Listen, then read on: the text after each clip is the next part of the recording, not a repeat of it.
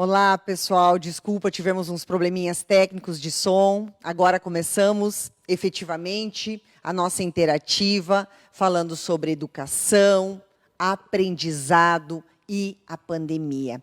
Estou com muito orgulho e com muito prazer aqui com 3 feras da educação que vão debater conosco sobre como trabalhar a educação das crianças em época de pandemia.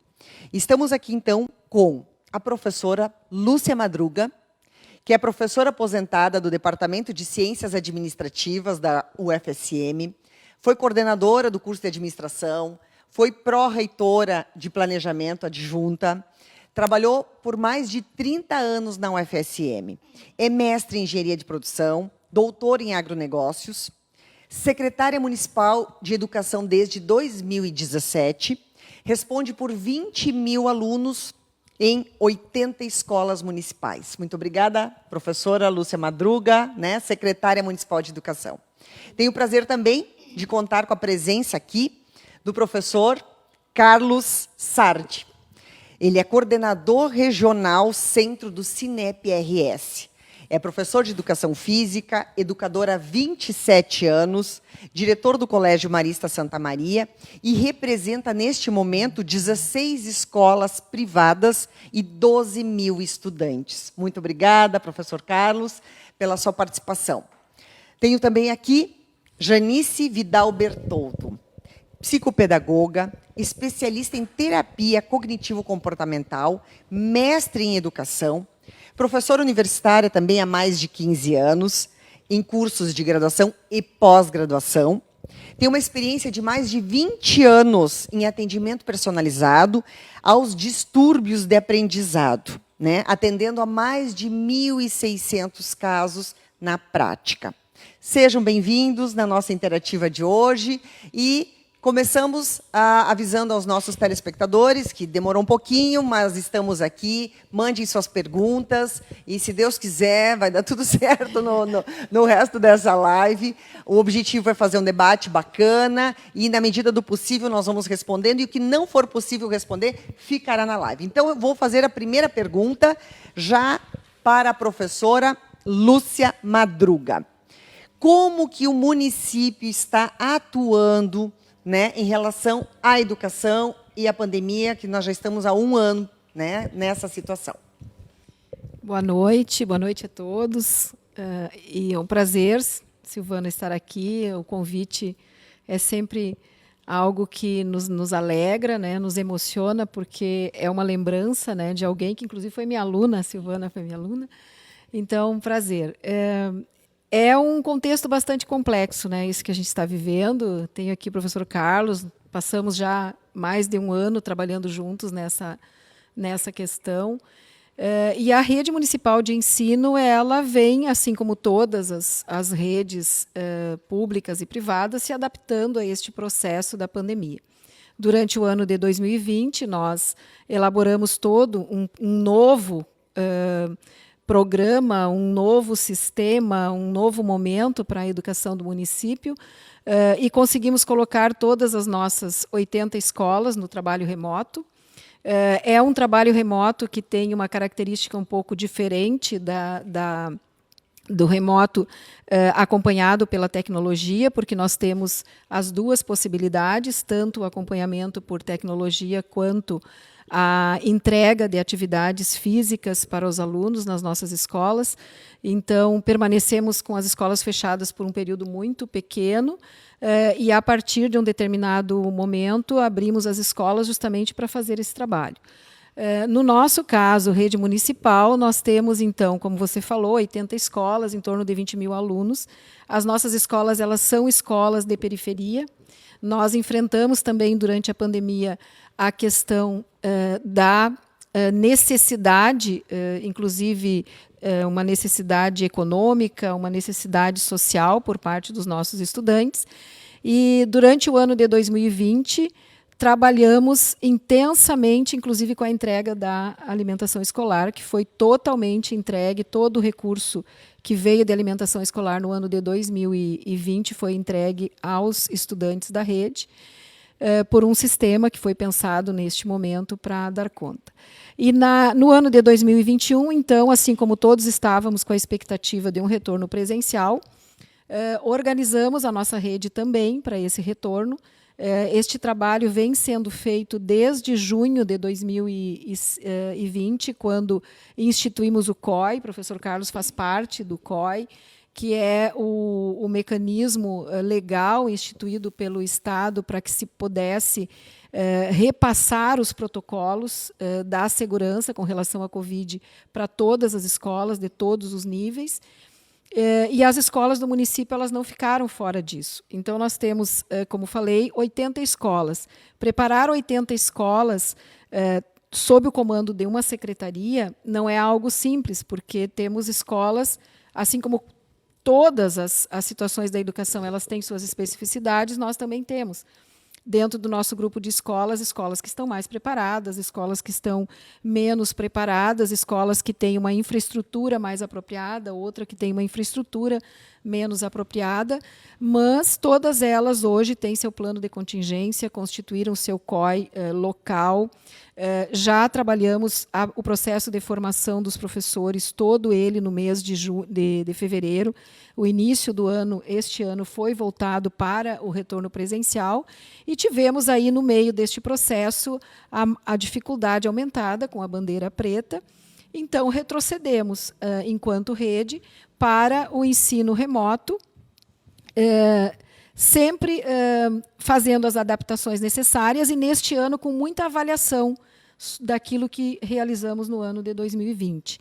Então, o nosso momento hoje é um momento de ensino remoto, continuamos fazendo a entrega presencial de atividades nas escolas, temos a especificidade da escola do campo, que o aluno não tem acesso a parte das tecnologias, e a gente, então, faz a entrega do material, mantendo os contratos dos transportadores para que a gente também não chegasse a processos de demissão.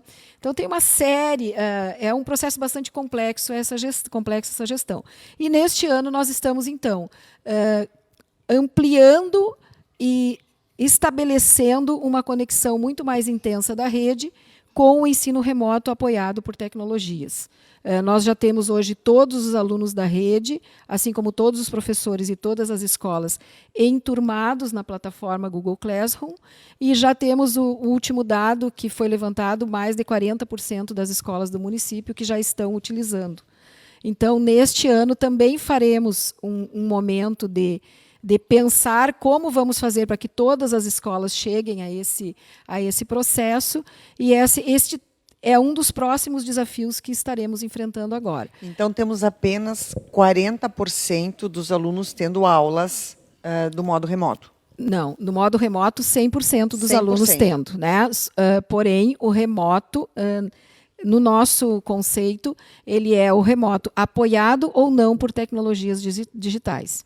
Então, assim como nós temos a escola que consegue hoje ter 100% dos seus alunos numa plataforma, nós temos aquela que não consegue. Então, esta que não consegue, ela faz a entrega de materiais físicos para os alunos. Lá na escola, o pai vai buscar o material, ou se o aluno já é de 9º ano, já tem autonomia, ele mesmo vai buscar na escola, e as escolas permanecem abertas com um calendário de atividades para os nossos estudantes. Então, a rede nunca parou, eu acho que isso é bem importante a gente colocar para todos que estão nos ouvindo, que a rede municipal de ensino de Santa Maria, a rede pública, ela nunca parou suas atividades. Os professores nunca pararam de trabalhar e, muito mais ainda, tiveram que fazer uma adaptação às pressas de tudo aquilo que historicamente eles sabiam fazer, que era o ensino presencial, para que a gente pudesse dar conta de um dia para o outro, né, que foi o que nos aconteceu, deste processo remoto. E na nossa situação ainda temos o agravante de que, isso todas as pessoas sabem na sociedade, que nem todas as crianças têm o acesso à tecnologia. Exatamente, o computador, o celular. Exatamente. Então, por isso, nós temos vários movimentos, né, de parceria com instituições, inclusive com a própria Universidade Federal. Fizemos movimentos em busca de equipamentos, de computadores. A rede municipal está se preparando. Hoje nós temos um programa que vem com o BNDES, com o financiamento do BNDES, que se prepara desde 2019, onde estão sendo adquiridos equipamentos de informática para 23 das nossas 54 escolas da rede do ensino fundamental, e o município está fazendo a aquisição de mais equipamentos para as outras 23 que não estão no programa do BNDES, para que a gente possa ter a escola em condições de receber o ensino apoiado por tecnologia na sua totalidade, né, em todas as nossas escolas. Então, esse é um grande desafio que a rede vem enfrentando. Não nos pegou de surpresa, porque a gente vem trabalhando com este programa, principalmente da educação conectada, desde o ano de 2018, quando ele foi iniciado e lançado em âmbito nacional, e estamos hoje com essa condição de estarmos finalizando essa licitação que vai trazer os equipamentos para todas as escolas, e já com 23 escolas em condições de receber o equipamento que já foi adquirido por esse programa que envolve o BNDES e o governo do Estado. Então, o movimento da rede municipal, ele vinha sendo feito para essa perspectiva digital. O ano passado, nós tivemos uma formação de mais de 500 professores da rede numa plataforma específica. Nós adquirimos mais 2 plataformas também de ensino-aprendizagem, a plataforma Mangarrai, que é da área de matemática, mais a plataforma, agora não vou lembrar o nome, mas temos uma outra plataforma que é a Primora, que ela vai voltada para a alfabetização.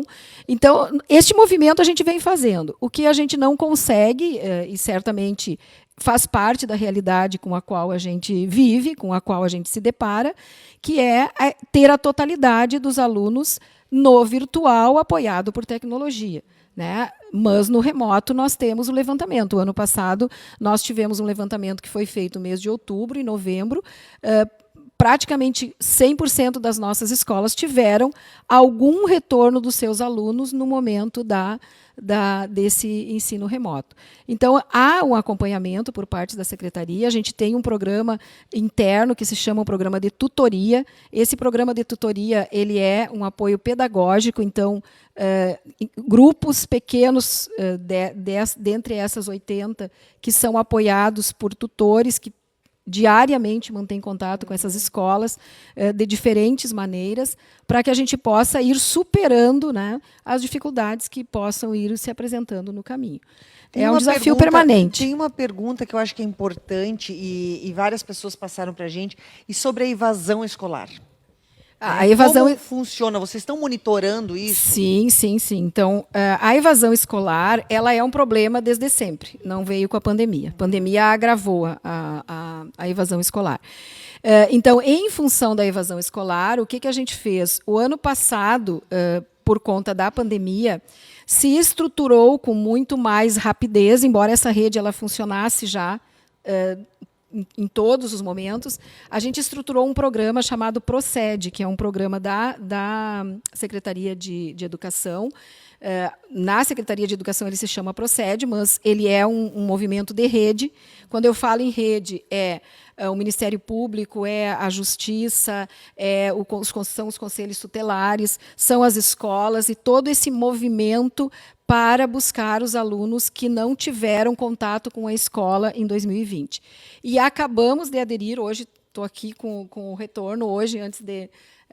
no meio da tarde, eu recebi a confirmação, nós aderimos a uma plataforma da Unicef, que é uma plataforma de busca ativa, para registrarmos dentro desta plataforma todo o movimento desses nossos estudantes. Então, nós temos uma equipe na Secretaria de Educação que ela pensa e ela atua sempre voltada para a questão da busca ativa. Então, procurando reduzir esta evasão que foi agravada pelo processo da pandemia, né? Não que ela não...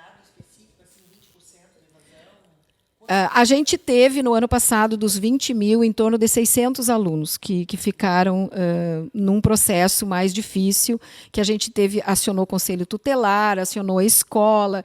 Hoje em dia, todo professor da rede hoje faz a busca ativa, né? A gente orienta as escolas, todas elas, os professores ligam, os professores têm contato com as famílias, mas o que a gente pode dizer assim, desse processo todo é que a gente tem escolas que elas têm 100% dos seus alunos. 100%. É um grupo bastante expressivo de escolas da rede que não perdeu o contato com nenhum dos seus alunos, nenhum dos seus estudantes, mesmo com o processo da pandemia, né? Muito bem. Eu quero fazer uma pergunta para o professor Carlos aqui, que é bem importante. Como é que está sendo a recomendação do CINEP nesse momento que as escolas particulares têm uma realidade bastante diferente, né, professor? E estão preparados, como o senhor disse anteriormente. Então, a gente quer saber um pouco como é que estão as escolas particulares, que, no caso, representam 16 instituições em Santa Maria. Como é que está essa situação? Já estamos no segundo ano de pandemia. Fala um pouquinho qual a posição do CINEP. Boa noite, Silvana. Agradecer pelo convite aqui em nome das escolas privadas da Rede de Educação Básica de Santa Maria. Agradecer também por estar aqui junto com a doutora Janice, com a professora Lúcia, que são parceiras aí nessa caminhada da educação, né? Bem, Silvana, nós vivemos a experiência, né? A gente teria muita coisa para falar aqui a respeito de aprendizados da pandemia e de circunstâncias. Mas eu prefiro focar, né, tendo por base a tua pergunta, na experiência que nós já vivemos da escola ter retornado às suas atividades lá em outubro do ano passado, né? É importante, e eu acho que eu conto aqui com a Lúcia, né? Quando a gente falou, né, que há um ano nós viemos trabalhando na questão de protocolos e na construção do retorno da atividade presencial, é porque nós temos um entendimento claro da importância desta presencialidade para a qualidade da educação, né? Como eu tenho usado muito aí nas minhas falas, uma frase que não é minha, de uma colega diretora de uma escola em Caxias, que ela diz assim: a gente faz educação online, mas a gente não faz a escola online, né? Então, assim, Silvana, as escolas do ensino privado construíram nesse um ano, né? Desde lá das primeiras conversas no COI, dos primeiros movimentos, depois lá em junho com a regulamentação através da portaria conjunta da Secretaria de Estado e Secretaria de Educação, nós construímos protocolos. Santa Maria é uma cidade que se diferenciou das demais cidades do estado, né? E falo com a experiência de quem tem o contato com as demais regionais do Sindicato do Ensino Privado, né, do CINEP.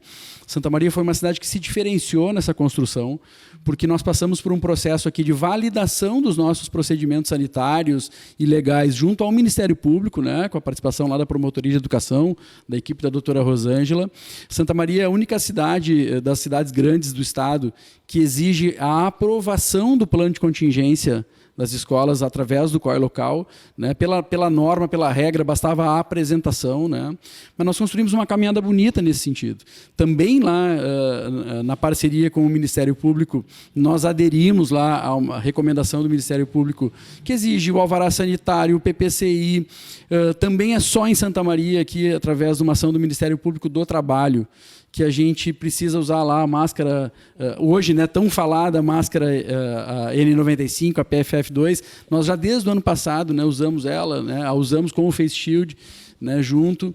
Enfim, nós construímos, Silvana, uma caminhada e que deu resultados lá, porque as escolas que tiveram a oportunidade de voltar à sua presencialidade, viveram a experiência, né? Vamos lembrar, isso foi lá no final de outubro, com a liberação da educação infantil. E, posteriormente, dias depois, com a liberação de 9º anos e 3º anos do ensino médio, as escolas viveram a experiência da presencialidade e conseguiram testar os seus protocolos. Não houve nenhum registro de incidentes. É importantíssimo dizer para a comunidade como um todo que a fiscalização foi muito efetiva.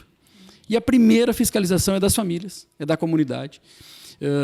Nenhuma família levou o seu filho para a escola e não foi lá verificar se a escola estava cumprindo seus protocolos. A Vigilância Sanitária, Ministério Público foram atentos a essa fiscalização. E o que a gente... só para ilustrar, né, Silvana, aproveitar esse meu momento aqui de primeira fala, trazendo um pouco da fala da professora Lúcia, olha a diversidade que a gente tem de contextos dentro da educação, né? Quando a Lúcia fala da rede pública de ensino, ela fala de diversas matizes da rede pública de ensino. Quando eu falo aqui da escola privada, eu falo da escola que atende a classe A na cidade, mas também falo lá da escola social, que está ligada na realidade lá do bairro, né? Aquela escola que tem lá vagas compradas pelo município, né, que atende uma outra camada da sociedade. Também aqui a gente tem, em Santa Maria, tem essa diversidade, né, as escolas federais, as escolas técnicas, as escolas militares. Né, nós temos todos os cenários. E o que nos preocupa muito, Silvana, o que a gente também tem aproveitar esse momento aqui para trazer, e a gente vem debatendo isso, né, com o poder público e com todas as instâncias, né, é que a gente fica preocupado em ter regras únicas para contextos tão distintos. Né? É importante que a gente dialogue sobre isso, converse sobre isso, porque hoje nós não estamos dando aula na educação infantil até o 2º ano por conta de uma medida judicial. Né? O governo do estado liberou, o decreto do município que restringia expirou, né? Ele não tem mais validade hoje, o que nos permitiria estar atuando, mesmo em bandeira preta, de educação infantil até o 2º ano, anos cruciais para o processo. E daqui a Janice, que tenho certeza que compartilha comigo da ideia, né, Janice? A gente sabe disso, anos cruciais no desenvolvimento acadêmico, emocional, psíquico dessas crianças, também porque a escola é uma engrenagem fundamental dessa roda da sociedade, não só da economia, né, mas dessa roda da sociedade. A escola é um ente muito importante desse cenário todo.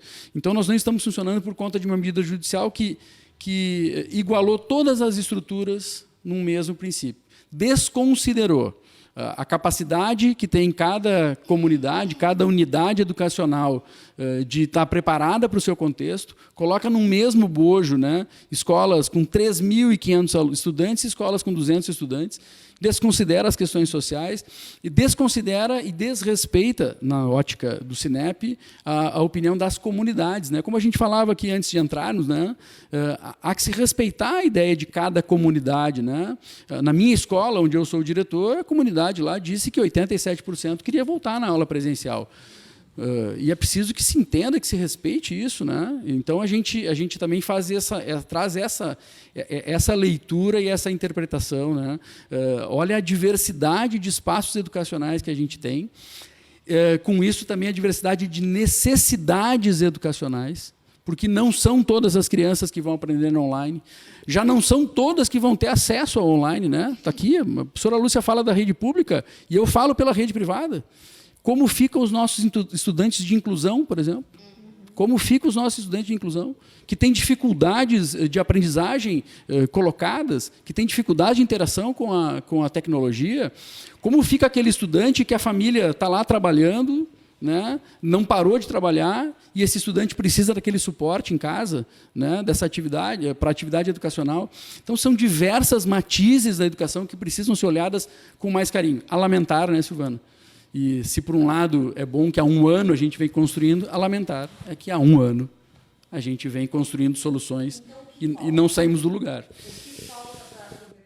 Presencial nas escolas particulares? Hoje, nós dependemos de 2 fatores. Né? Primeiro, o mais emergencial é essa liminar, que nos impede, né, de trabalhar, nos impede de dar aula presencial, que é uma liminar que é válida para a bandeira preta, mas que eu já faço um alerta aqui também, né, Silvana?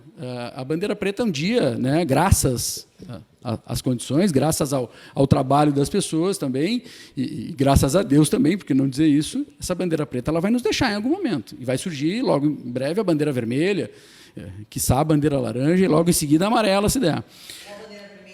Bandeira vermelha, conforme o decreto do governo do estado, as escolas podem funcionar na sua plenitude, e aí a gente conta, claro, com 2 fatores que são importantes, a gente sempre deixa esse alerta. Primeiro, o poder público municipal, né, ele tem que validar, porque o poder público municipal pode ser mais restritivo, e também a gente tem que estar preparado para novas empreitadas judiciais, que também nos preocupam, né? Porque, Silvana, assim, é um momento sempre delicado. Né?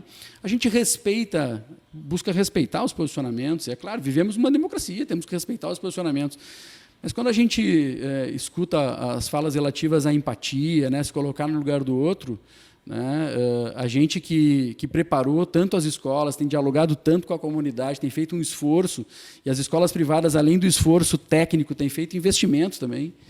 Investimento pesado em protocolo, investimento pesado em criar condições lá para cumprir o distanciamento de 1,5 m e assim por diante. Né? A gente precisa também ter empatia e olhar para esse estudante, porque, ao fim e ao cabo, se nós não entendermos que todos esses movimentos precisam ser em benefício do estudante, nós vamos perder o rumo. Não é em benefício das instituições. A instituição que eu sou diretor, né, a qual sou muito agradecido, ela tem 116 anos de história, Silvana. Ela vai permanecer após a pandemia. Ela nunca esteve tanto tempo fechada. Ontem ainda a gente conversava sobre a pandemia de 1918, ela não ficou tanto tempo fechada como está agora. Mas ela vai sobreviver, as instituições vão sobreviver. Claro que algumas escolas estão fechando, hoje tem notícia no jornal, aí, né, Janice, a gente conversava antes sobre isso, e isso nós estamos falando de vida, estamos falando de sonhos de pessoas, estamos falando de empregos, estamos falando de sustentabilidade, mas não é pelas instituições, nós precisamos olhar para o futuro dessas crianças. A escola precisa encontrar meios, e aí é um esforço que precisa ser coletivo, né? Todos aqueles que trabalham e operam na educação precisam estar juntos e encontrar meios de fazer com que a presencialidade volte, porque ela é fundamental. Eu tenho várias perguntas ainda para cada um de vocês, mas eu gostaria de pegar nesse contexto sobre a questão do aprendizado, né? Nós falamos das dificuldades da rede pública em equipar, em dar condições físicas, estruturais, e que não conseguimos ainda contemplar todas as escolas e todos os alunos. Nós falamos das escolas particulares, que já estão preparadas e que mesmo assim não conseguem contemplar os alunos especiais, as crianças que têm alguma dificuldade de aprendizado.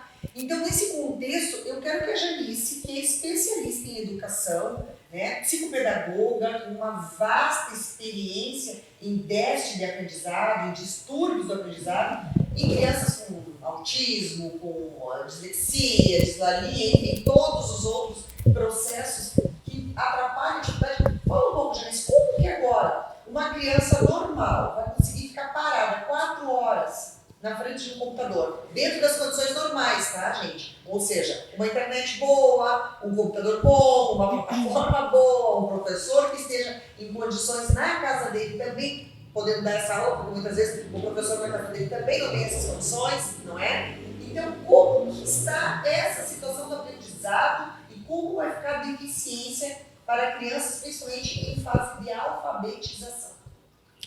Então, boa noite a todos. Muito obrigada pelo convite, Silvana. É um prazer enorme realmente estar aqui com grandes feras, né?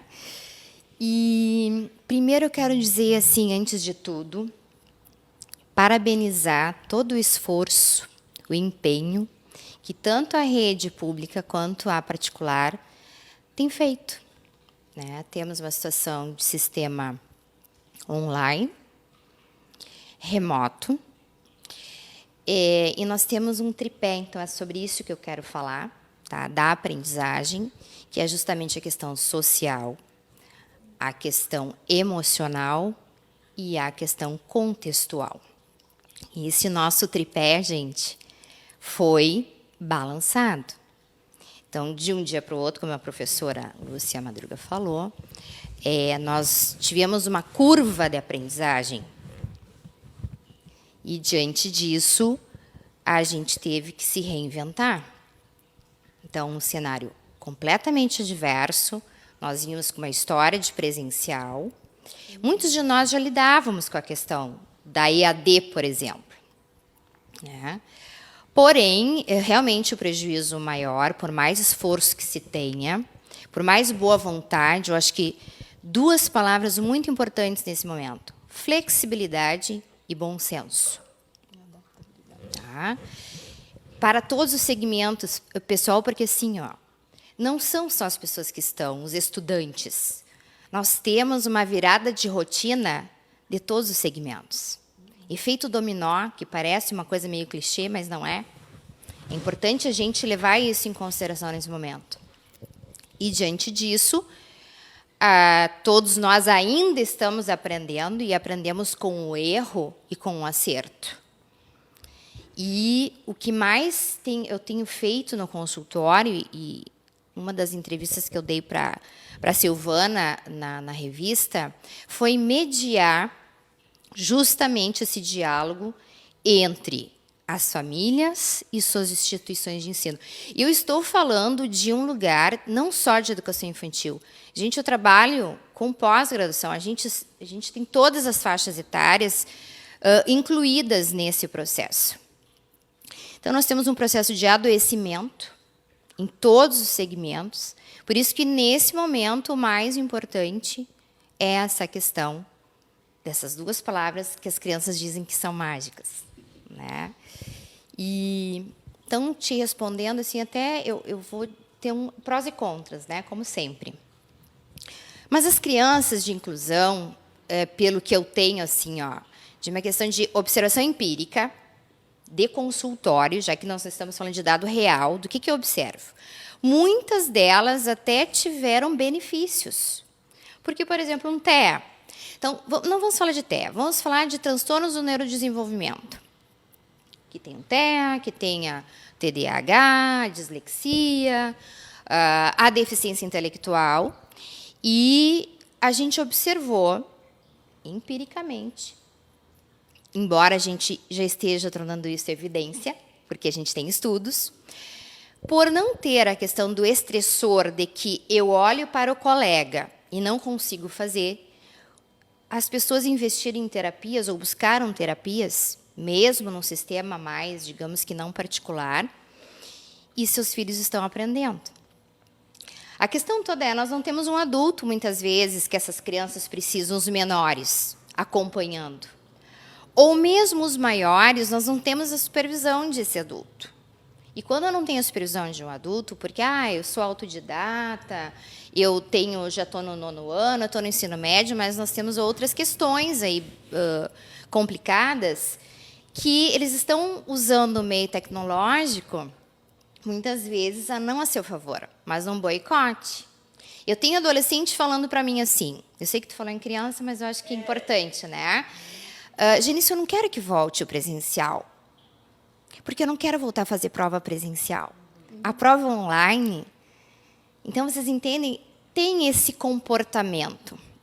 Uma coisa que aumentou muito foi a depressão, nos adolescentes em especial. A gente tem alguns dados de hospitais de Porto Alegre, de internação.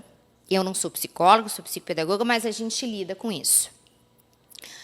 E nessas internações, além da depressão, nós temos um quadro de ansiedade e até quadro suicida.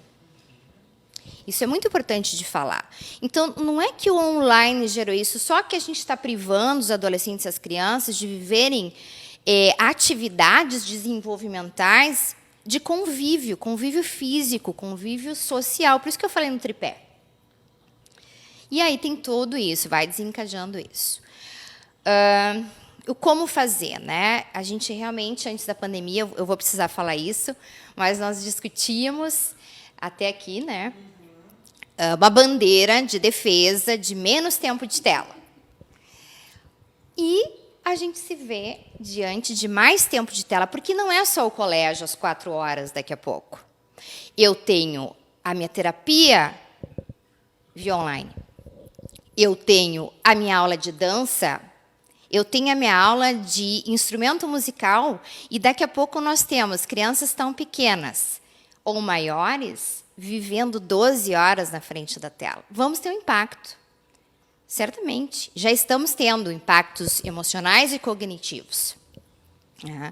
Por conta disso, também, e pensem bem assim, eu estou lá em casa, acompanhando meu filho, estou trabalhando em casa, e o cachorro passa atrás. E aí eu tenho algo que a gente chama de um distrator. Ou o filho da prof chorou. Então, é realmente um contexto completamente adverso. E aí eu pergunto, como fica a qualidade de aprendizagem? Eles estão aprendendo, mas é uma aprendizagem diferente. Porque é o recurso que a gente tem. Porque como é que eu vou atrasar o ano letivo, o semestre de um universitário, porque eu não tenho aula presencial? Então, a nossa saída, não sei se vem pergunta, mas eu já vou me adiantar. Meu Deus, por Deus. Eu imagino. Como que eu vou atrasar a vida acadêmica de um sujeito? Então, nós temos que lidar com essa ferramenta, e ainda bem que temos. Né? Temos impactos, mas o presencial, 100%, a gente também tínhamos as nossas críticas e as nossas observações. O que a gente pode fazer, por exemplo? Tenho 4 horas no meu colégio de aula, como era no presencial. Talvez a gente tenha que pensar, rever a carga horária, que não dá para ser da 1h30 às 5 da tarde. Mas, se é assim, então eu lá, com o meu filho em casa, se eu tenho essa pessoa, que esse é um problema, a gente não ter as famílias muitas vezes junto, algumas famílias têm condição de ter um apoio pedagógico de um outro profissional. Ou até contar com a funcionária da casa, mas que a gente faça mais pausas, então. Se o recreio lá é de 20 minutos, e eu só vou ter recreio daqui a 1h30, e nem nós adultos temos uma atenção concentrada de 1h30, contínua, então talvez eu tenha que fazer mais pausas. Só que nós vamos ter problemas também com crianças, em especial, ou adolescentes que têm TDAH, por exemplo, né? Que quando eu voltar, parece que eu perdi o fio da meada. Então, vejam os dilemas todos. Então, nós não temos respostas realmente prontas e acabadas, porque nós temos são muitas incertezas. E nós estamos com medo de tudo isso. Bom, a Janice está apontando aqui vários assuntos bem complexos, polêmicos, né? Falar em ansiedade, falar em depressão, falar em espíritos, inclusive, suicidas, de dizer eu não vejo mais ânimo, eu não tenho mais motivação para estudar. Temos o dilema dos pais, que muitas vezes eles não têm o tempo para ficar acompanhando. E quando eu digo isso, eu me refiro a crianças menores, porque uma criança, a partir de, não sei qual é o período de autonomia, vocês que são os profissionais, mas sei lá, a partir de 12 anos, eu acredito que a criança já tem um pouco mais de autonomia. Mas uma criança de 6 anos, 7 anos, deixar sozinha na frente do computador, se o pai e a mãe precisam trabalhar, eu não sei qual é o grau de aprendizado, de concentração, de eficácia. Como lidar com tantas variáveis? Como lidar com tantas variáveis num universo novo, que é novo, inclusive, para os professores, né, gente? Porque não é só para a criança, não é só para o pai, né? É para os professores de lidar com toda essa dinâmica, porque daqui a pouco a criança vai lá, coloca uma fotinho, diz que está lá e vai dormir, né? E aí faz ali uma aula pelo Zoom, ou sei lá qual é a plataforma. Então, como lidar com todas essas variantes? Professores, pais angustiados, pais deprimidos com uma situação, porque daí nós podemos conversar com o professor Carlos e falar, ó, o pai está pagando uma aula particular, muitas vezes até com dificuldade, porque às vezes é o que ele mais quer deixar para o seu filho, que é a educação, então ele está pagando uma aula privada, com esforço, e daqui a pouco o filho está dormindo a aula inteira. E muitas vezes a criança que está na escola pública não tem acesso a essa tecnologia ou ainda não está totalmente preparada. Então, como lidar com toda essa situação, Janice? Bom, para começar, acho que é importante dizer que disso tudo que nós estamos vivendo, coisas vieram para ficar. Né? Então, assim, o que eu queria ter falado naquela hora, mas já que a Silvana tocou agora, a nossa saída é o ensino híbrido, de momento. A gente não sabe se a gente vai ficar mais 1 ano, 2, 5 nessa situação. Então, a questão da vacinação, por exemplo, vou ter que tocar num ponto nefrálgico, né? Mas, enfim. A vacinação, pelo que eu ouço, né, lá no consultório, e já ouvi também lives de profissionais da área da pediatria, a Sociedade Brasileira de Pediatria, aliás, em 29 de janeiro desse ano, fez toda uma declaração em prol da volta às aulas, e vocês se prepararam. Né? E já mudou, pois é. Então, o que a gente vê assim? A saída não é questão de vacinação dos professores, a gente estava conversando antes também, é vacinação para os profissionais de educação, que nós temos os funcionários. Serviço essencial, a saúde só que saúde e educação é um binômio. A gente tem esse binômio muito junto, muito próximo. Educação na escola é promover saúde. A gente promove saúde. E a gente está com situações que eu comentava antes, mas de a saúde mental fragilizada. E aí vem a questão do não aprender. Quando falou das crianças pequenas, a alfabetização, não é só a situação do online, mas é do acompanhamento, né? E por isso que eu digo, todo mundo está dando um jeito de alguma forma, mesmo que seja procurando algo por fora. Se a gente voltasse, a gente não vai voltar 100% no presencial, eu duvido muito. É aos poucos, é gradual. Então, a questão de escalonamento, desde que a gente tem então, essa vacinação, porque eu tenho famílias que dizem, se não tiver vacinado, não volta. E é uma opção, a gente sabe, no híbrido não existe uma obrigatoriedade deles voltarem, né? Mas a gente tem que pensar que no híbrido a gente tem o escalonamento, e lá eu vou ter o meu professor usando o que vocês chamam de máscara etiqueta respiratória, tá? Então, a etiqueta respiratória, o distanciamento, a ventilação, o álcool gel, a higienização, a sanitização, quer dizer, tem todo o preparo, inclusive capacitação. Tem sido investido muito em capacitação. Mas até voltarmos nesse sistema, nós temos esses dilemas. Então, o que tem? Eu posso falar do que tem chegado, né? O que tem chegado mais no consultório, assim, de queixas, né? De reclamações, assim. Meu filho não se alfabetizou. Por que será que não se alfabetizou? Gente, tem uma frase muito importante. Eu aprendo com a aprendizagem do outro. E eu não estou com esse outro. Mas não é culpa de ninguém da gente estar nessa situação. Então, às vezes, a gente tem que realmente correr atrás da máquina. Né? Achar ajuda na família, achar com o vizinho. A gente está se reinventando e é um momento de muita solidariedade entre as pessoas e de muita paciência.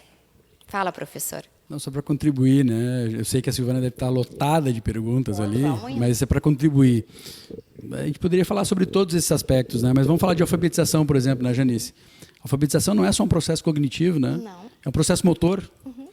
E faz parte a questão motora, da motricidade fina, da lateralidade, do entendimento do seu corpo, da corporeidade do estudante, é fundamental para um bom processo de alfabetização, por exemplo. E a gente, né, obviamente, por conta desse cenário, e aqui também é importante, Silvana, né, as minhas colegas aqui, dizer que a gente não está falando aqui da questão sanitária, né, porque é consenso que a gente vive um momento complicado. Né, nós não vamos entrar nessa seara. O importante é a gente falar sobre essas condições para que esse estudante, de fato, tenha aprendizagem. Né? Quando a gente fala da depressão, quando a gente fala dos sentimentos, né? Eu sempre faço a figura lá do estudante do 3º ano do ensino médio, né? Que durante 15 anos da caminhada dele fez uma construção imaginando esse último ano dele, e ele está vivendo um último ano de isolamento, como foi no ano passado, que a gente viveu isso com o nosso estudante, né? Porque nós estamos lá, né, dentro da escola, vivenciando com esse estudante. Então, são situações reais, não são situações hipotéticas, né? Esses danos à aprendizagem e esses danos às questões dos sentimentos, as questões psíquicas e sociais, eles são fatos. Né? São fatos, não são hipóteses, né? E a gente precisa encontrar soluções para mitigar esses problemas, né?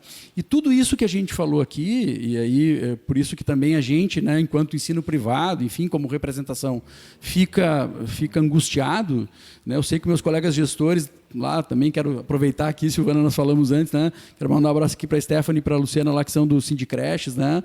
Que estão conosco lá, né, Lúcia, no grupo, vivendo uma situação muito, muito tensa. Tudo isso que nós estamos falando aqui, a legislação e as normativas, Janice, já nos permitem, porque a normativa do Conselho Nacional de Educação diz, valida o ensino híbrido. Valida o ensino híbrido. Todas as normativas do Conselho Estadual de Educação validam o ensino híbrido. Permitem que a família escolha se ela quer levar à escola ou se ela não quer levar à escola. Tudo isso já está... E ao levar à escola, essa família e esse estudante, ele é obrigado, não há outro termo a dizer, a se enquadrar num protocolo sanitário específico da escola. E também as escolas têm já medidas de rápida intervenção para qualquer eventualidade. Quando a gente fala, inclusive, dos próprios educadores, né, eu não fico muito confortável aqui, né, porque sou diretor de escola, mas né, por todos os ângulos eu sou um educador também, um colega de trabalho lá, né? A gente dialoga com os nossos educadores também, conversa com os educadores e sente essa angústia também do educador de ter que lidar em casa com todas essas dificuldades, porque ele também é um pai, ele também é uma mãe, né? Ela também é uma mãe, ela tem lá suas dificuldades, e aí o professor precisa ter lá uma internet de qualidade, ele precisa ter um recurso pedagógico a mais para poder ofertar para o estudante. Quando ele vê, né, a gente que acompanha a professora da alfabetização, né, Janice, que vai lá do ladinho do estudante, pega na mão dele para ajudar ele a aprender, e que não está conseguindo fazer isso, ela se angustia também. Então é um cenário todo que a gente entende que estava pacificado, né? Quando a legislação permite que a família escolha qual caminho seguir, e a escola é obrigada a estar preparada, que a sociedade então permitisse, seja com revezamento, sem revezamento, com carga horária reduzida no presencial, o modelo a gente pode negociar, né? Mas o que a gente está vendo hoje é essa impossibilidade de alcançar alguns estudantes. E esse dano vai ficar, Silvana, esse dano vai ficar, e vão ser as escolas que vão ter que operar depois a mitigação desse dano ao longo dessa caminhada. Um processo de alfabetização mal concluído, um processo de inserção social mal incluído. Eu dizia para a Janice, né, antes, que estudante é esse que nós vamos receber, né, Janice? Exato, a gente desculpa, sobre isso. Eu falo muito sempre, mas eu não posso perder a oportunidade, porque aqui tem muita qualidade na fala, também de dizer assim, né, Silvana, que a gente precisa ter muito cuidado, muito cuidado. Olha como a Janice coloca as coisas com propriedade, né? Veja o que as famílias estão precisando fazer, né, Janice? E a gente vive essa realidade das pessoas próximas. Estão precisando buscar um apoio externo para dentro de casa. E aí, Silvana, com perdão do termo, né? Nessa hora da noite a gente já pode falar, a gente também vive uma certa hipocrisia, né? É uma certa hipocrisia. Quando eu não posso receber na escola, que tem protocolo, que está preparada, que tem todo um processo, eu não posso receber um estudante, mas eu posso lá juntar 4, 5 numa casa com uma professora particular. Às vezes por necessidade, não é nem por vontade. Quando uma família não consegue acompanhar, quando não enxerga o desenvolvimento do estudante, ela parte para isso. Quando essa criança, muitas vezes, ao invés de passar a tarde na escola, está passando a tarde lá no condomínio, em outro lugar, enfim, lá na sua rua, né? sem o uso da máscara, sem o cuidado, sem o acompanhamento, né? Tudo isso a gente precisa discutir sobre isso. Porque a gente não pode viver também nessa hipocrisia de achar que 100% das pessoas estão dentro de casa, né? Não há nem viável isso, né? Porque as pessoas estão precisando de trabalhar, as pessoas estão precisando... Quando a gente fala dos grupos de risco, né? Quantas crianças estão em casa acompanhadas pelo avô e pela avó, que talvez ainda não tenham sido vacinados, né? Graças a Deus a vacina está caminhando, e isso vai nos permitir, né, um alento. Mas quantas crianças estão em casa com o avô e com a avó? Né? Por necessidade da família.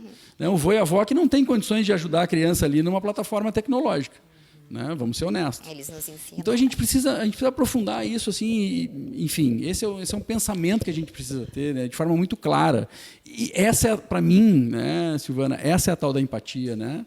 É eu olhar para aquele que tem dificuldade, para aquele que não está conseguindo caminhar nessa estrada, né, da atividade remota, do 100% online. Eu falo muito sobre isso, porque para mim é um tema urgente, né? A gente teria tantas outras coisas para falar sobre educação em tempos de pandemia. Professor Carlos, a questão que a Janice fala sobre até ano retrasado havia uma briga para se retirar a tecnologia, ou seja, uma defesa da internet. O excesso, né? O excesso. Isso da internet, o excesso da internet, e a gente já fez pautas com médicos que crianças de 6 anos, professora Lúcia, que estão usando óculos, porque passam o dia inteiro no tablet, na televisão, e isso é um problema sério. E hoje elas são obrigadas a ficar o dia inteiro. E eu vejo muitas crianças, e a gente tem recebido muitas demandas de pais que dizem assim, meu filho está antissocial, ele não quer ver ninguém, ele não quer nem sequer abrir a câmera na aula porque não quer que veja, não quer que me vejam. Eu não vou fazer uma pergunta porque misturaram as turmas e daqui a pouco vou fazer print, vão zoar da minha cara. Ou seja, se antes tinha um problema do bullying, né, que era num grupo pequeno, agora vai ficar para toda a escola, vão printar, vão fazer memes. Então é um outro problema muito sério da falta da presença física, né, e a questão de trabalhar isso dentro da humanização, que o aprendizado também passa pela humanização. Né? Isso a gente vê que é um problema muito grande. E tem uma pergunta aqui que já foi feita para a professora Lúcia, e está vindo várias perguntas, pessoas parabenizando o trabalho da secretária, parabenizando o trabalho das escolas particulares. Tem uma fala aqui que eu acho que é interessante, nós conversamos anteriormente, que foi dos profissionais e das aulas agregadas, eu não sei se é esse o termo que eu vou dizer agora, mas aquelas aulas complementares, e que essas aulas hoje estão dispensadas e muitas vezes acarretando na dispensa de profissionais, de professores. Silvana, quando eu falo, o que a gente chama de atividades extras, né? Enfim, cada escola tem a sua nomenclatura, né? Quando eu falo, por exemplo, da questão física, da questão motora, né? Eu falo disso também. Assim, hoje as escolas, olha um outro grupo, né? Por exemplo, de algumas escolas, né? Que tem o viés, por exemplo, confessional, como a minha, em que eu trabalho, os grupos de jovens estão se extinguindo, que são grupos de convivência social. Essas atividades complementares, né, Silvana, e esse desenho a gente fez já em reunião dos diretores do Cinep, inclusive levamos essa informação ao próprio Ministério Público, né? Quando a gente fala aí de cerca de 3 mil educadores na cidade de Santa Maria ligados ao serviço da escola privada, a gente fala em torno de 30% desse contexto de educadores são educadores das atividades que a gente chama de apoio pedagógico. Seja lá os auxiliares de coordenação, auxiliar de corredor, e das atividades essas, como o turno integral, né, ou turno estendido para outras escolas, ou contraturno, as escolinhas, oficinas, né, que em Santa Maria há uma consolidação muito grande disso, que vai para além dos clubes, né, sociais. As escolas têm um papel fundamental nisso. Essas outras atividades, como as atividades de grupos de jovens, de formação de primeira Eucaristia, crisma, nas escolas católicas, esse é um grupo de 30% de educadores, nós estamos falando de quase 1.000 pessoas, que hoje está sem atividade. Está sem atividade porque as escolas não conseguem retornar no presencial para as aulas regulares, portanto, não conseguem avançar para atender essas atividades extras, e é um grupo que absolutamente está aí ansioso, angustiado, porque não sabe o que vai ser do seu emprego amanhã depois, se a continuidade, né, das atividades online permanecer. Nem todas dá para fazer online, né? A Janice falava das aulas de dança. Dá. Mas é muito complexo, né? Sim. Muito complexo, porque perde a interação, perde o grupo, aula de teatro, dá, mas é muito complexo. Então, a gente precisa pensar sobre tudo isso e precisa debater a fundo isso, né? Quais são os resultados que nós vamos ter à frente diante desse cenário.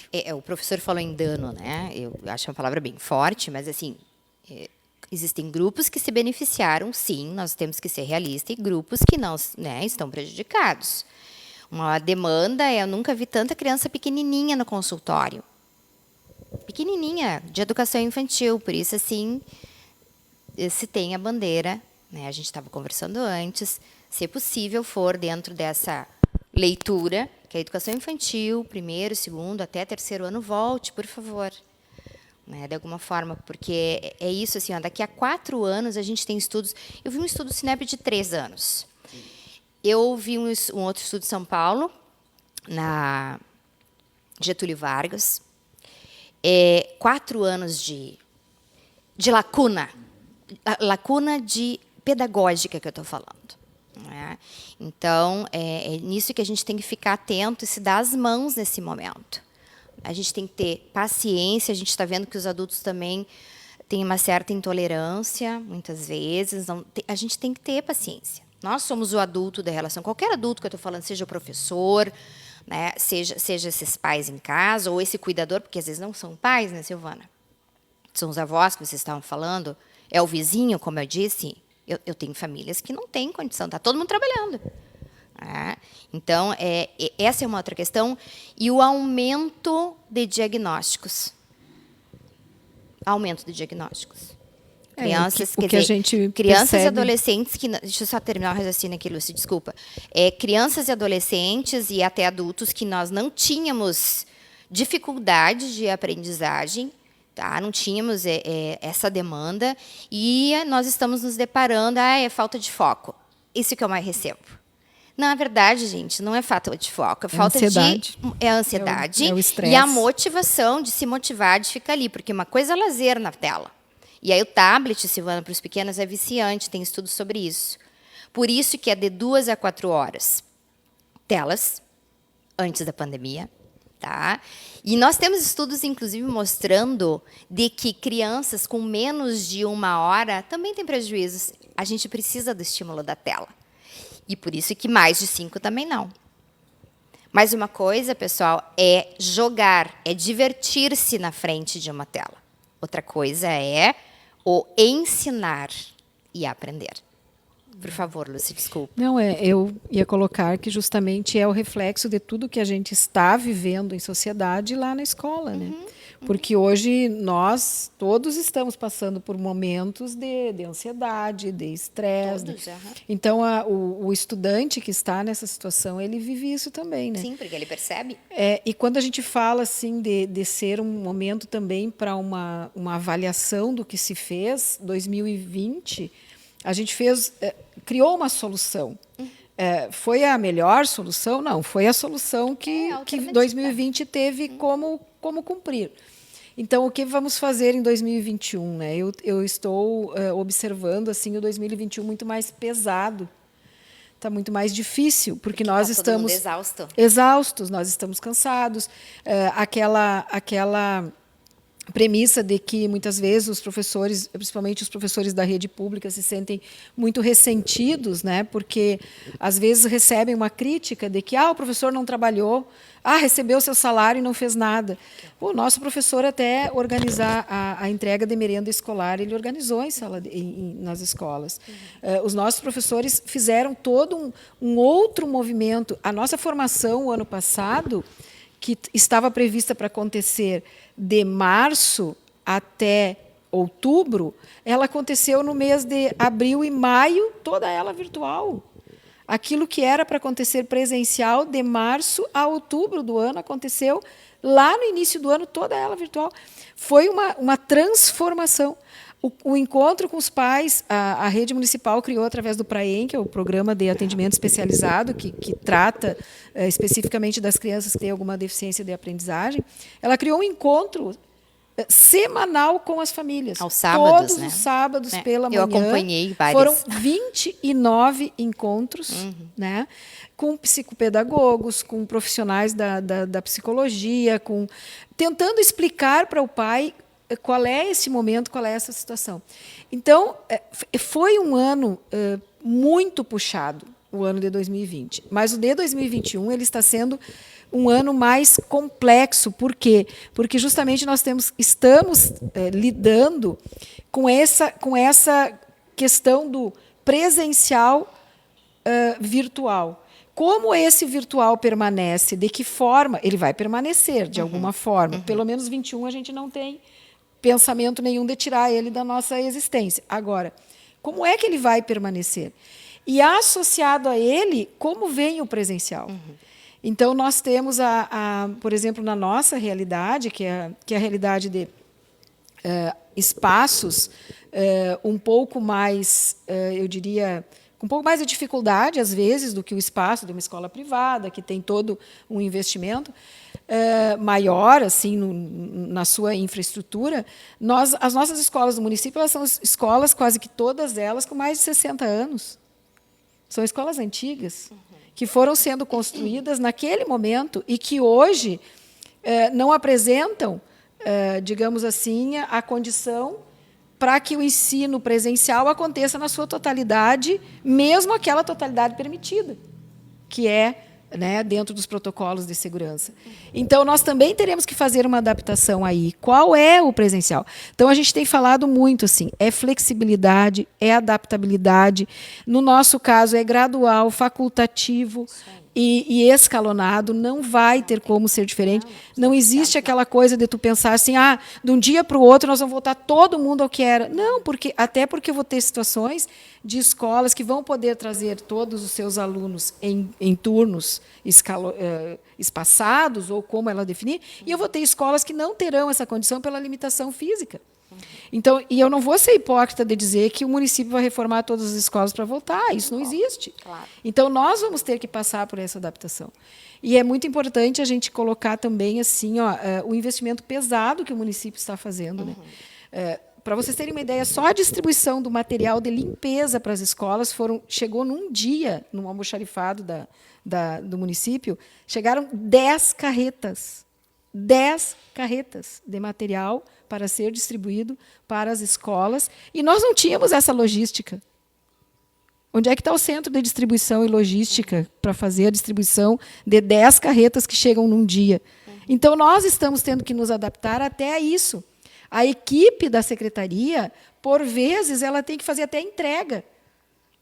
O professor, a escola, ela tem que sair de lá do seu local para ir buscar no almoxarifado o material, porque ela não, a gente não tem, eu não tenho como ampliar o número de servidores nesse momento para dar conta de uma entrega de 10 carretas por dia, porque isso vai acontecer agora.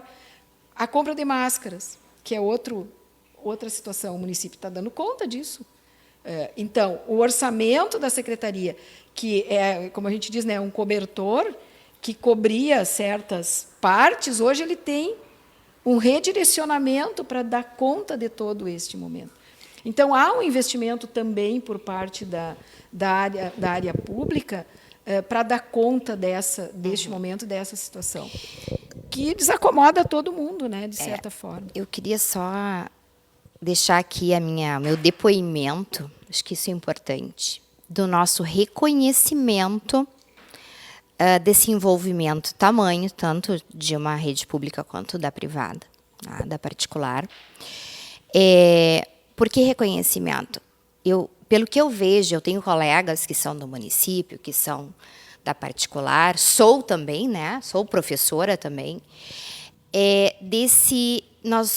Me parece que nós estamos trabalhando até muito mais do que no presencial. Com certeza. Gente, eu não tenho dúvida. quadriplicado, não é?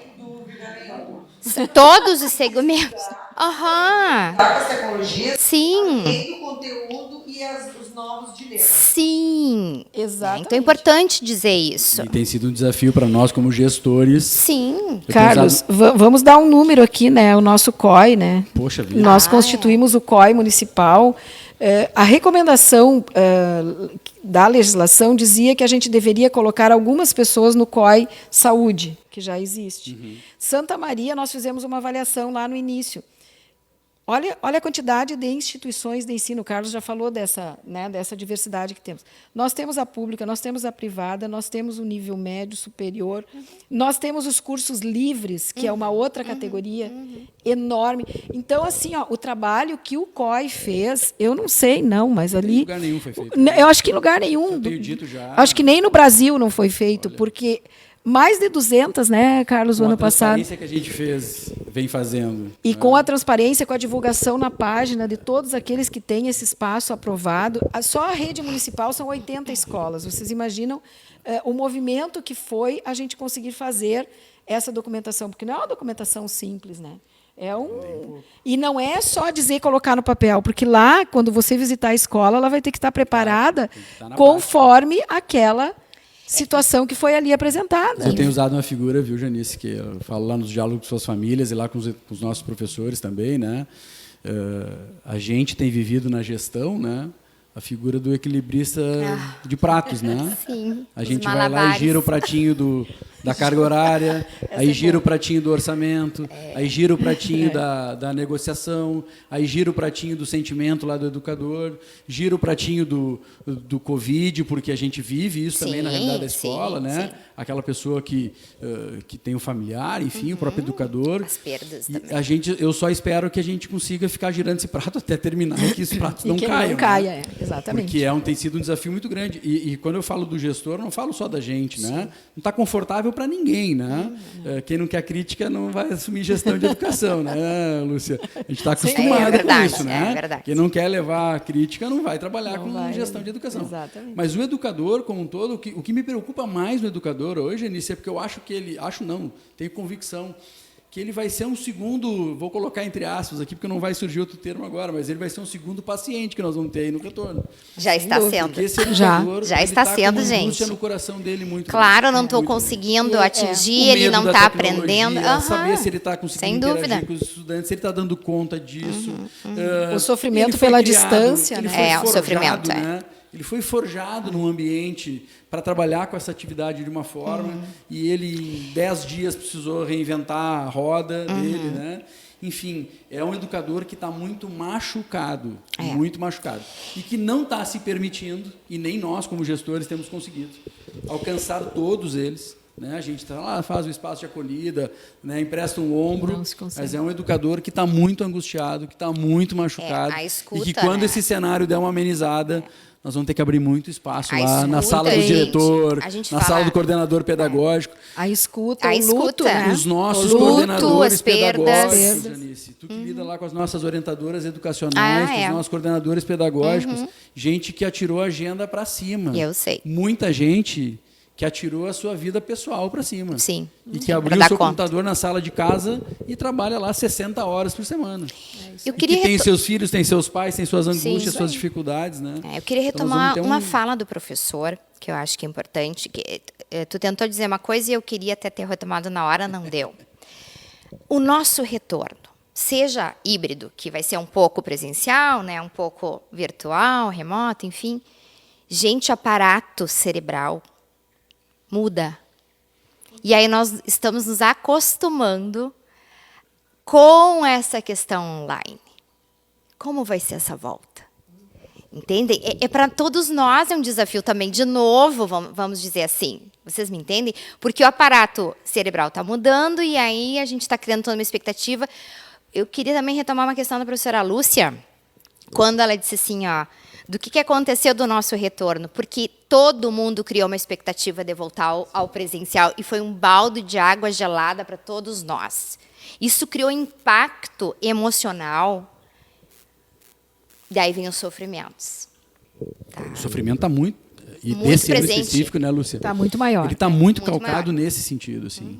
Né? Porque, vamos lá, né? A gente foi solapado lá por uma medida judicial na calada de um domingo de noite, né? Em que as crianças já tinham arrumado as suas mochilas, já tinham arrumado as suas lancheiras, o uniformezinho estava lá em cima da... Né? Vamos lembrar, na semana anterior, a medida judicial, que é do dia 28 de fevereiro, na semana anterior, a gente teve aulas da educação infantil. Né? Eu lá na minha escola nos atendemos por 2 dias. A criança da educação infantil teve lá, mas a criança do primeiro e do segundo ano, ela estava preparada para ir à escola na segunda-feira pela manhã e no domingo de noite ou na segunda pela manhã coube a mãe, coube ao pai, não coube a nós, né? Coube a mãe ou coube ao pai. Eu não queria estar nesse papel, né? De ter que ir lá dizer o seguinte: meu filho, não vai dar. Hoje eu tive depoimento de uma família, pai de gêmeos, Janice, tudo pronto, as mochilas, o uniforme, simplesmente a gente teve que criar coragem e dizer, meu filho, a tua aula é online. Janice, isso é muito sério. Sim. E quando a gente fala aqui da questão da presencialidade, ela não é irresponsável, né? Ela é pensando também nesse cenário, quando a gente fala da empatia. Isso é muito sério. Quando a gente fala da criança, e não é só da escola pública não, tá, Lúcia? É da escola privada também, porque nós temos lá a escola social também, né? Para te ter uma ideia, nós temos um dado lá de Porto Alegre, da nossa escola social de ensino médio, que no ano passado, quando as atividades retornaram em outubro, dos 150 estudantes, se perderam lá 40, 50 estudantes de ensino médio. Por que se perderam? Porque foram trabalhar. Porque alguém na família perdeu o emprego, Claro. foram lá ser caixa no supermercado, ou empacotar coisa, ou trabalhar no trabalho informal. E aí nós não estamos falando mais só de aprendizagem acadêmica, nós estamos falando de sonho. Sim. Nós estamos falando de uma criança, de um adolescente, que tem, de uma família, que tem lá, talvez, nesse estudante, a oportunidade de mudar de vida, porque talvez seja esse menino lá, essa menina adolescente, que tem a possibilidade de estudar numa escola pública de qualidade ou numa escola privada com bolsa de estudo. Né? Esse é um outro dado importante, viu, Silvana? Esse é um processo que vai se estender ao longo dos anos, porque as escolas privadas são responsáveis, por causa da lei da filantropia, em fornecer bolsas de estudo para estudantes com dificuldades, né, de um perfil socioeconômico mais restrito, e o encolhimento das escolas privadas vai gerar um aspecto, vai gerar um reflexo direto nisso. A gente já tem dado também de muita estudante que, né, num processo de efeito dominó, como disse a Janice, que deixa as escolas, né, talvez deixe lá a mais cara, passe para uma mais barata, mas quem está lá na ponta, na situação socioeconômica, está migrando para o ensino público. Sim. E aí o ensino público, que já tem uma demanda soberbada, né, Lúcia, vai ter uma demanda já está, excedida. Já. Nós estamos falando disso, gente. É isso que nós estamos falando. Nós estamos falando lá de sonhos, estamos falando de pessoas, estamos falando de gente. A gente tem que pensar Não que a estou falando de evasão número, também né? tem a ver com isso. A evasão escolar tem a ver com isso. E tem algumas perguntas aqui que foram feitas até antes da live, falando sobre as crianças que estão sobre a vulnerabilidade. Ah, é verdade. Sim. Isso é importante. A tua fala Sim, sim. Continua as merendas? Sim, sim, sim. Feito algum mapeamento dessas crianças? Sim, esse processo é feito pela escola, né? Nós temos a escola, ela tem a informação a respeito, por exemplo, vamos pegar um indicador que é o Bolsa Família, né? A escola ela tem, a gente tem um sistema associado com a Secretaria de Assistência Social que faz o mapeamento disso, é um dos indicadores, é algo que, inclusive, traz recursos para o próprio município, esses indicadores aí trazem recursos. Bom, então, essa é uma situação. A outra situação é justamente este momento da pandemia. Então, a primeira coisa que a gente fez lá em março, quando nós começamos este processo, foi justamente criar uma sistemática. E aí eu volto a falar, Santa Maria teve muitas soluções que foram soluções coletivas e que foram soluções pensadas em rede que a gente não viu em outros lugares. Quando nós distribuímos, começamos e estruturamos a forma como nós íamos distribuir a merenda aqui, nós estávamos fazendo já por uma recomendação do nosso Ministério Público da Educação, juntamente com o Ministério Público Federal, aqui em Santa Maria, para respaldar o município a entregar a merenda. Quando o governo federal, quase um mês ou 15 dias depois, lançou como deveria ser feito. Nós já estávamos fazendo. Então, a gente fez o quê? Nós buscamos primeiro momento da distribuição. Eu acho bem legal isso, falar sobre isso, porque às vezes a gente recebe a pedrada, diz, merenda escolar. Não, a primeira coisa que se fez, qual o estoque? E isso foi trabalho da escola. Qual o estoque de merenda que tem na escola? Por quê? Porque no mês de dezembro a escola sempre recebe uma parcela do recurso que ela não consome naquele ano, então ela adquire o material, a merenda, para o ano seguinte. Então, primeira coisa, qual o estoque que tem? Esse estoque nós tivemos até o mês de abril, Silvana, o ano passado. Até o mês de abril, para entregar todo ele para as escolas, para as famílias. Então, nós fizemos um processo assim. Começou pelo estoque, mapeamos as famílias, aí a escola identifica, a partir do Bolsa Família e a partir das necessidades apresentadas lá na ponta, quem vai receber. O ano passado, o que a gente fez? A gente criou uma central, onde toda a merenda foi levada para essa central, com as merendeiras, e aí vem a questão social do município, né? Nós tínhamos recém-feito. O município, historicamente, tinha dificuldade de merendeiras nas escolas. Dia 14 de março, nós assinamos o contrato de 80 merendeiras. Dia 16, iniciou a pandemia. Qual a primeira recomendação? Cancela o contrato. Como fazer? Aí nós fizemos o quê? Traz as merendeiras para dentro da escola, foram para essa central para organizar, porque a gente tem um setor lá de nutrição também, né? O setor de nutrição elaborou o kit, essas merendeiras organizaram os kits e foi feita a distribuição desses kits para as escolas distribuírem lá na ponta. O ano passado foram 18 mil kits que foram distribuídos. Segundo momento, qual foi? A alimentação perecível. Qual é a dificuldade aí? Temos um contrato com as cooperativas. Se o município, simplesmente, como alguns municípios fizeram, dissesse assim, não vamos mais cuidar disso, cancela o contrato e volta lá, quando nós teríamos também desempregados das cooperativas. Então, o que o município fez? Vamos distribuir os perecíveis. Num primeiro momento, a gente achava que a gente não ia distribuir perecíveis, porque a gente achava quase impossível fazer isso. E conseguimos distribuir. Então, numa semana, eles recebiam os não perecíveis, na semana seguinte, o perecível. Aí veio, então, a terceira etapa, o recurso de 2020, que começou a entrar na conta. O que as escolas fizeram? Novamente, as escolas foram acionadas, as escolas fizeram a compra, e as escolas, então, e distribuíram para o município, e o município fazia, então, por essa central. Tudo isso, gente, é documentado do início ao final do processo. A pessoa que recebe lá na ponta, ela assina um documento registrando que ela recebeu. E não pode ser feito via assistência social, porque você não pode misturar o dinheiro da educação com o da assistência social. Então, nós fizemos também um trabalho com a assistência social, porque eles também têm um mapeamento de pessoas em vulnerabilidade. E aí, foi feito esse cruzamento para que a gente pudesse ver assim, se a mesma família não ia receber pela assistência e pela escola, para a gente poder ampliar mais ainda o número de pessoas que receberam.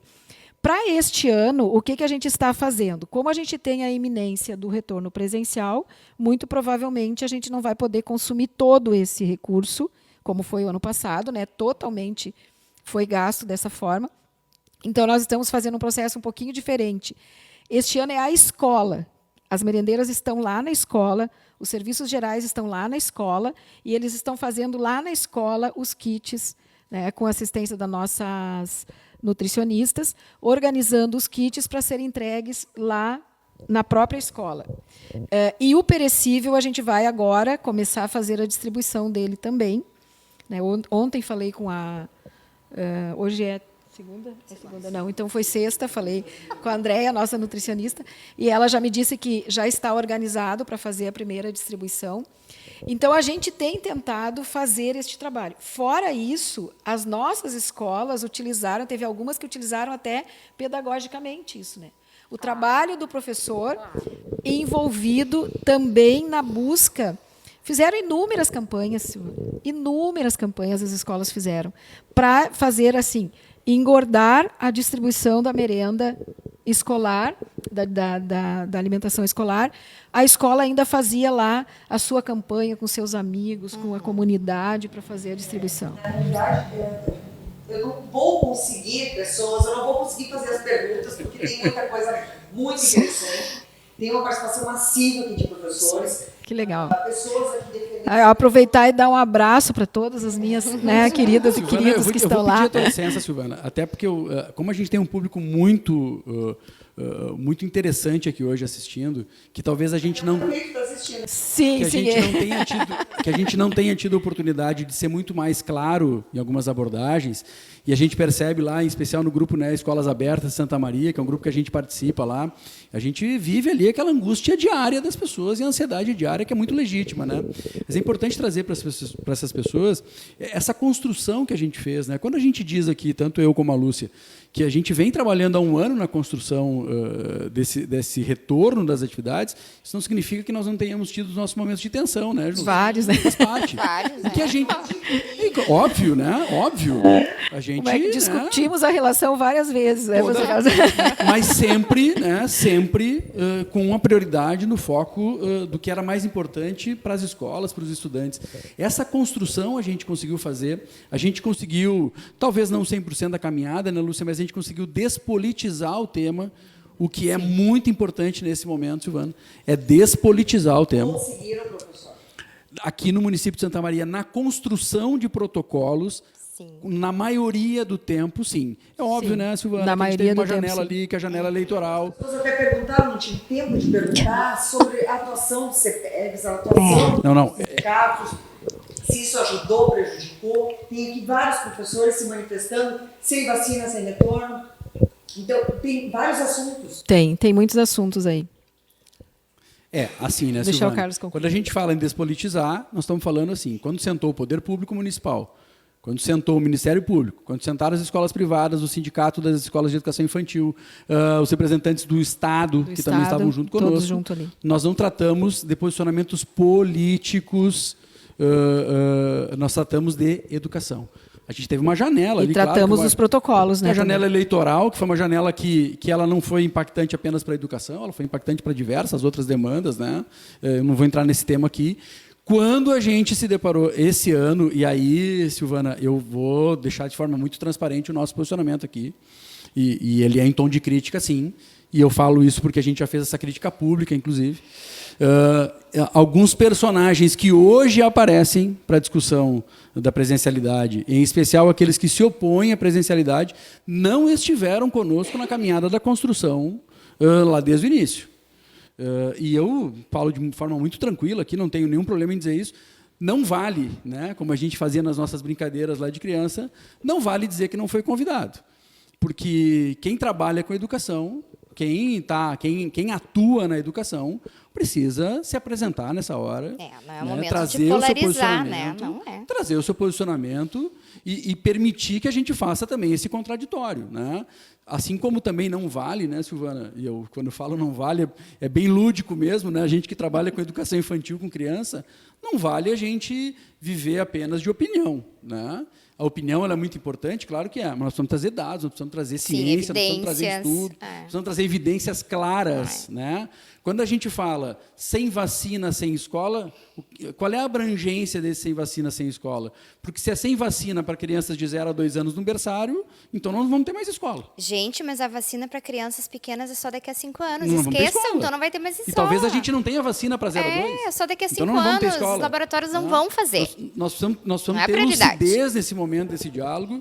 E eu falo de forma muito transparente, como representante das escolas privadas, que alguns atores que hoje se apresentam nesse cenário, nesse palco da educação, não tiveram conosco lá na construção da caminhada. Por isso que eu fico muito confortável, e fico confortável mesmo. Eu não tem nenhuma rasgação de seda aqui, porque não precisa, e eu e a Lúcia, a gente já conversou várias vezes, já discutimos essa relação várias vezes.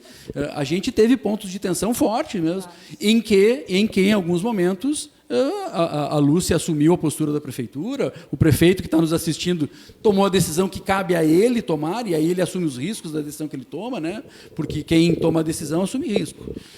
Assim como diversos outros movimentos, a escola privada teve junto da prefeitura, né, para ajudar a construir soluções. Então, quando eu falo em despolitizar isso, agora entristece muito, de fato, Silvana, nos deixa bastante chateados, é quando alguns atores que não estiveram na construção estão só no bloqueio, né? Estão só na restrição, no discurso restritivo. Não é um discurso propositivo, porque é muito... essa fala, a Janice conhece a minha escola, sabe? Eu falo aqui, está cheio de pai aqui do Colégio Maria Santa Maria me acompanhando, e eles vão lembrar daquela semana de 8 a 15 de março ali. No início ali, né? Quando eu dizia nas reuniões de pais, que eles me perguntavam assim, Carlos, vai fechar o colégio ou não vai? Vai. Fechar, vai. Amanhã, depois, daqui 10 dias. Eu só não sei como é que nós vamos fazer para abrir. Fechar é simples, a gente fecha a porta, manda as pessoas para casa, mas nós temos construído, ao longo desse último ano, o processo de retomada. Infelizmente, nós não conseguimos. Né? Infelizmente, nós não conseguimos ainda na totalidade. Nós tivemos aquele ensaio do final do ano, tivemos esse retorno no início do ano, mas essas medidas têm nos atropelado, né? O que a gente lamenta muito, porque a gente corre um risco muito grande, Silvana, que é logo em seguida. E aí basta perguntar para as pessoas. A Janice lá no consultório dela, a Lúcia na convivência dela também, tu também, Silvana. A gente não vive numa bolha, né? A gente escuta as pessoas, né? Basta a gente perguntar para as pessoas o que pensam sobre o retorno da escola. A gente corre um risco muito grande de logo em seguida ter um afluxo gigantesco de retorno às escolas, porque as pessoas precisam da escola, as pessoas querem a escola. E aí tem escolas que não tiveram a oportunidade de, num grupo menor, testar os seus protocolos, não tiveram a oportunidade de vivenciar essa caminhada do retorno com distanciamento, com máscara, com higienização, com protocolo. E aí sim que a gente pode vir a ter algum problema. Eu me preocupo com isso, e por isso que a gente insiste tanto que é necessário, aquela caminhada do ano passado, ela precisava ter continuado. Quem nos impede de fazer isso não pensou da mesma forma e vai ter que assumir o risco, né, de depois ter que dialogar com a gente aí com relação a isso. Falando assim, a gente está num papo aqui muito interessante. Silvana, a gente é educadora, Não a gente dá se- aula aqui a noite inteira. Não se esgota, né? Estamos a 1h20 aqui com Nossa, nem Nossa. me dei conta que tinha um passado. assunto importante. E a pergunta, assim, que eu acho que para a gente encerrar, que nós sabemos das determinações das vacinas e da briga por prioridade às vacinas isso é aos complicado. professores neste momento. Então, professora Lúcia, assim, para a gente encerrar esse debate, porque o tempo já está nos exigindo isso, como é que está essa situação, então, das vacinas? Elas vão ser prioridade nesse momento aos professores? E como está essa situação? Bom, primeiro, eu não sou a autoridade mais indicada para falar da prioridade das vacinas, porque a gente tem um plano, né, nacional de imunização, que é onde está previsto esse protocolo e onde estão previstos os grupos prioritários. Agora, falar que eu quero a vacina para os professores e para os servidores das escolas, sem dúvida eu quero. Quem não quer, né, que as vacinas aconteçam? E também falar do movimento que, já que o nosso prefeito também está aqui nos assistindo, né, aproveitar, dar um alô para ele, o movimento que o nosso prefeito tem feito desde o início do ano, lá no mês de janeiro, em busca deste movimento com o governo do Estado, em todos os espaços em que ele tem essa oportunidade, ele tem feito esse movimento de tentar fazer com que esse protocolo do Sistema Nacional aí das vacinas, da imunização, ele possa considerar o professor como prioritário. Já existem alguns avanços nisso, né? A gente já viu vários movimentos e tudo, mas ainda não foi batido o martelo, né? A gente sabe São Paulo que o já governo do começou, Estado, né? São Paulo já começou. São Paulo já, né? Então, provavelmente, Acho que na sim. sequência, isso vai acontecer. Mas, assim, o nosso Estado, ele tem sido também, nosso governador tem buscado também essa priorização, mas eu não sou a autoridade que tenho, assim, essa competência para dizer, né, que isso vai acontecer. O secretário de saúde do município que teria mais condições para isso. Nós, voltando à bandeira vermelha ou laranja, tomara Deus, as aulas retornam? E dentro do município nós temos a seguinte situação, assim, ó, nós trabalhamos com a palavra que eu já falei anteriormente, é gradual, é escalonado e é facultativo. Então, dentro do município, a gente também trabalha com a autonomia da escola. E isso era o que nós estávamos construindo lá. E o Carlos falou do ano passado, do decreto que expirou, né, que o município não refez um novo decreto, porque também estávamos entendendo, no ano de 2021, que é o ano do retorno presencial. E, inclusive, estávamos preparando a rede quando deu a avalanche da bandeira preta. O né? decreto ali daquela última semana de fevereiro, né, que permitiu só a educação infantil. Isso, aí Mas, houve enfim. aquele momento ali de fevereiro, que eu acho que foi uma tensão bem grande entre nós, né? Mas dali, a partir dali, o município aderiu à recomendação do Estado, né? E estava também trabalhando dentro da perspectiva do Estado na bandeira vermelha. E o que nós estamos trabalhando na rede é isso. A gente está também trabalhando dentro dessa perspectiva. A escola tem autonomia. Nós já abrimos na página da prefeitura um espaço lá para os pais se posicionarem, se eles vão querer ou não vão querer o ensino presencial, como é que eles querem esse retorno para os filhos. E a gente já sabe, pelo convívio com as nossas escolas, pelo contato diário, que nós temos escolas bastante preparadas para o retorno presencial, que estão tão preparadas quanto a escola privada. E nós temos também já este movimento de orientação, no sentido de que esse facultativo vai, sim, valer lá no momento da mudança da bandeira. O que a gente tem é que a bandeira preta, sim, com a bandeira preta nós não temos nenhuma condição, eu diria assim, nem emocional, nem de estrutura para fazer acontecer. Até porque, o que a gente tem hoje? No ensino remoto, as nossas escolas estão abertas, as equipes estão lá fazendo o escalonamento permitido, porque elas estão entregando tarefas. Muito então, bem. a gente não está fora desse contexto. E com relação a esse debate sobre com ou sem vacina, eu acho que é uma questão bem mais complexa, né? Que não é o momento de eu entrar, por exemplo, de fazer um debate aprofundado sobre isso. Já me despedindo aqui também, Silvana, mas só para te dizer que o Sinep, em nível estadual, lançou a campanha na semana passada, que é a vacina já para os educadores. Isso eu creio que é e aí um é uma movimento questão de todos, coerência, né? E digo mais, é um desafio para o poder público também, que a rede privada faz, né? E com essa maturidade que a gente tem, é muito tranquilo de dizer isso. É um desafio lá para o governo do Estado, é um desafio para as prefeituras municipais que sejam coerentes. Se o governador do Estado vai lá, né? Hoje de manhã, o governador do Estado esteve reunido lá com o ministro Nunes Marques, do STF, pleiteando a derrubada da liminar que impede as aulas, né? Também o governo do Estado, né? A nova secretária de Educação, a professora Raquel, que chegou agora para compor o governo do Estado, tem sido assertiva e afirmativa na fala da defesa da volta da aula presencial. Se o governo do Estado tem na sua intenção a colocação do professor, né, do educador, tanto do funcionário de escola como do professor, na lista de prioridade da vacinação. Se no município também tem esse desejo. Se há uma lei no município hoje aprovada e sancionada pelo prefeito que diz, né, coloca o profissional de educação como prioridade na fila da vacinação, é preciso que isso aconteça, né? Mas a vacinação não pode ser o condicionante para o retorno da aula presencial. Por um motivo óbvio, que não há prazo para essa vacinação. Ela precisa correr, ela precisa ser urgente, ela precisa acontecer, e ela é uma demonstração de respeito à educação e do interesse que o poder público tem pela educação, é um gesto nesse sentido, né? Mas ela não pode ser condicionante para o retorno da atividade presencial, senão nós não vamos conseguir voltar à atividade presencial. Ai, gente, assim, tá muito legal. Eu quero agradecer a participação de todos os telespectadores, as pessoas que estão comentando, fazendo perguntas. Continuaram. Conseguimos suportar os problemas técnicos desta live de hoje, porque, Sim. na realidade, eu acho que tá tão efervescente, né? Estamos aprendendo com isso também. Agradeço muito a presença aqui da secretária municipal de Educação, a Lúcia Madruga, Eu que agradeço. ao coordenador do Cinep, aqui de Santa Maria, professor Carlos Sardi, muito obrigada pela sua contribuição, a Janice Bertoldo, que é psicopedagoga, especialista em educação e que contribuiu muito com o nosso diálogo de hoje. Muitas perguntas ainda ficaram, Sem com dúvida. certeza, muitos questionamentos, mas nós podemos encerrar esse nosso debate dizendo que em breve retornaremos. As escolas privadas já estão prontas e preparadas para este novo desafio, com qualidade, segurança, distanciamento, e as escolas públicas estão se preparando para isso também, né, professora? Temos uma caminhada. Eu sempre respeito muito, assim, acho que é bem importante deixar bastante claro isso, né?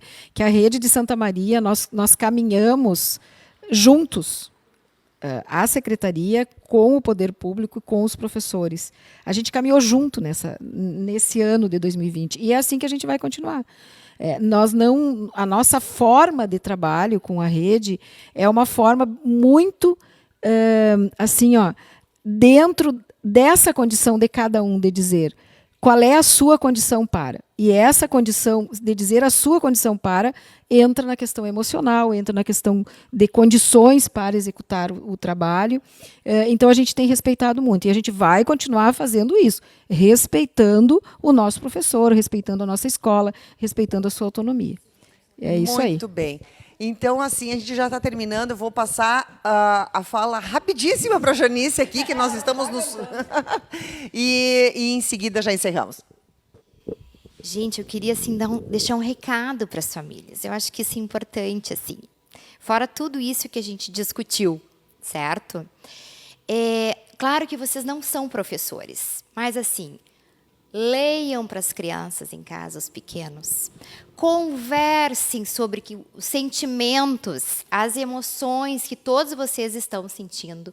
Brinquem. Estou falando dos pequenos, tá? Porque isso vai fazer toda a diferença, inclusive lá para vocês na questão do ano letivo.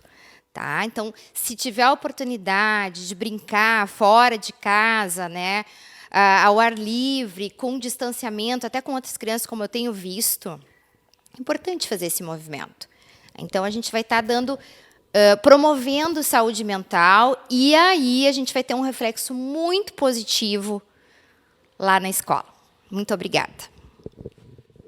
Então, encerramos esse nosso debate sobre educação. A Interativa sempre estará de portas abertas, esse espaço para diálogos, para debates importantes. Eu agradeço a participação de todos, agradeço, inclusive, ao nosso prefeito municipal, que participou, eu vi que ele comentou com algumas professoras aqui na live, e a todas as professoras e pais engajados na luta por uma educação melhor, por um aprendizado e por um processo mais consciente agora do que nós ainda vamos viver. Então, muita gratidão a todos vocês. A live vai ficar registrada aqui na fanpage da Interativa e amanhã ela estará no YouTube da revista. Muito obrigada, uma boa noite.